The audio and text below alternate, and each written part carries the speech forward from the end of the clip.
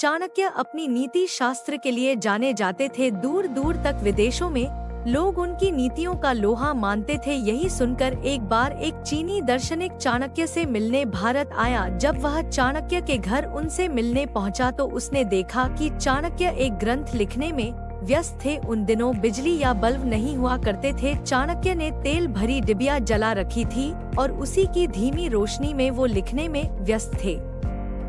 चाणक्य ने जैसे ही आगंतुक को देखा, उन्होंने जल्दी से अपना कार्य समाप्त किया और जो डिबिया अभी जल रही थी उसे बंद कर दी और एक नई डिबिया जला दी। दार्शनिक ने सोचा कि ये भारतीय लोगों का आगंतुक का सम्मान करने का कोई रिवाज होता होगा। उसने जिज्ञासावश चाणक्य से पूछा कि आपने जलती डिबिया को बंद क्यों किया और फिर से नई डिबिया जलाने के पीछे क्या कारण है? क्या यह आपके धर्म में कोई रिवाज है? चाणक्य ने हंसते हुए जवाब दिया, नहीं श्रीमान, यह कोई रिवाज या धर्म का हिस्सा नहीं था।